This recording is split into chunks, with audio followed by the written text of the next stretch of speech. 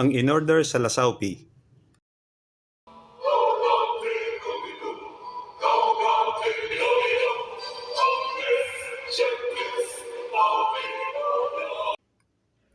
Ang dumating. Drinking ang pag-uli sa Diyos, pag-uli sa Diyos.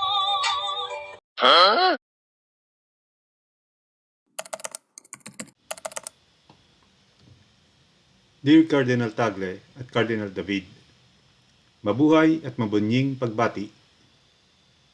Ang mga Katoliko sa buong mundo ay lehitimong tagapagmana ng marangya at maluwalhating kayamanan ng Iglesia Katoliko Romano.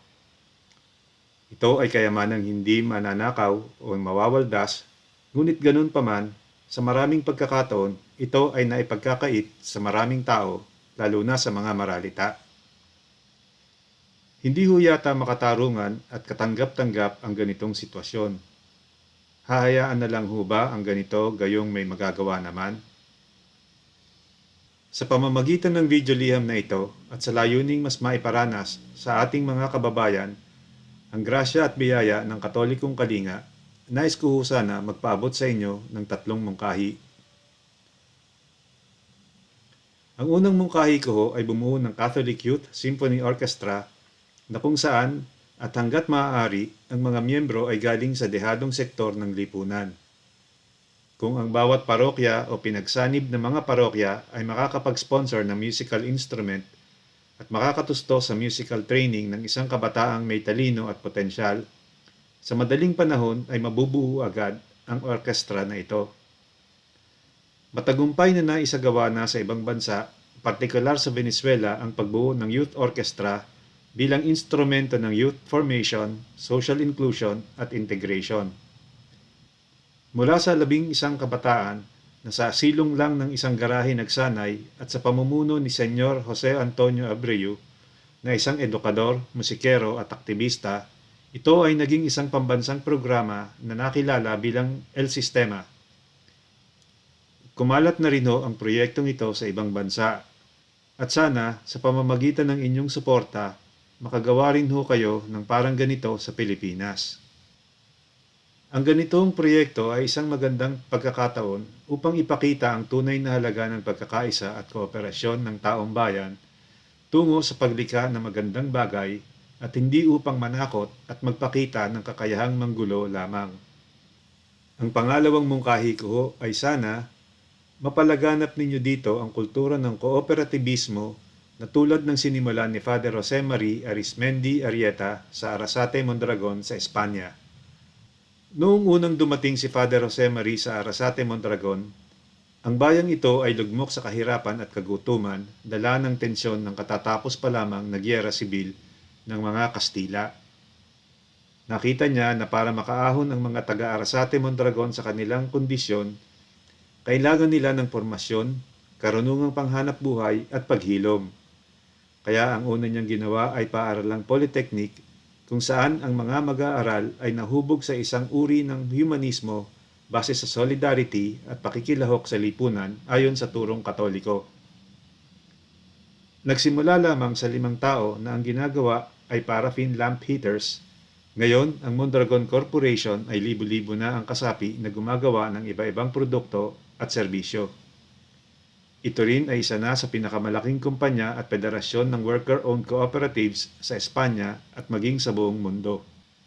Sa Pilipinas, mahalaga na mabuhay ang kultura ng kooperatibismo bilang pangontra sa kultura ng ayuda at pamamalimos na pinapalaganap ng mga tiwaling nilalang na gustong gawing pulubi at palaasa sa kanila ang mga mamamayan. Sa naipakita ni Father Jose Marie, ang kooperatiba ay magandang gawing behikulo ng formasyon ng mga tao tungo sa pagkakaroon ng tamang pagpapahalaga. Kung mamarapatin ho ninyong ikonsidera ang mungkahing ito, nais ko ho sana maging bahagi ng proyektong ito bilang volunteer. Ang pangatlo kong mungkahi, sana ay mailapit ninyo ang Paskong Pilipino sa tunay na diwa nito at magawa ninyo ito na maging mas makapilipino. Sana ho ay mabawi ninyo ang Pasko sa mga negosyante na siya na ngayong nagdidikta ng pagdiriwang nito. Sinasabi ho na ang Pilipinas daw ang may pinakamahabang Pasko. Pero ano ho ba ang maipagmamalaki dito? Paraan lang naman ito ng mga negosyante para udyukin ang mamamayan na mamili at gumastos. Dahil dito, ang Pasko ay naging katumbas na ng matinding traffic, sapilitang gastos at stress. Hungkag din naman ang kasayahan na dinadaan sa palamuti at ingay. Ang Christmas cheer ay napalitan ng Christmas fear. Magandang pagkakataon sana ang Pasko upang bigyang kabuhayan ang mga maralitang komunidad sa paggawa ng mga palamuti at kagamitan na kaugnay ng Pasko. Kaya hindi ho ba masakit na makita na ang mga bagay na ito ay karaniwang inaangkat pa ng mga negosyante mula sa bansang nananalbahi sa atin at inaagaw pa ang mga biyayang tunay naman sa atin? Para tuloy tayong mamamayan na walang sariling bayan at alipin ng mababaw na kaligayahan. Isang bagay din ho pala tungkol sa pagdiriwang ng Pasko.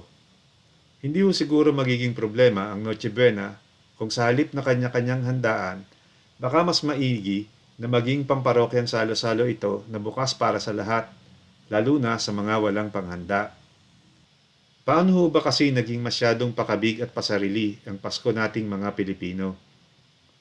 Panahon na ho siguro na ito ay maging tungkol sa ating kapwa at komunidad. Mahirap banggain ang nakasanayan at posibleng maraming magalit sa mga mungkahi kong ito tungkol sa Pasko. Pero hindi ko naman ho sinasabi na huwag magsaya. Hindi ko nais maging killjoy.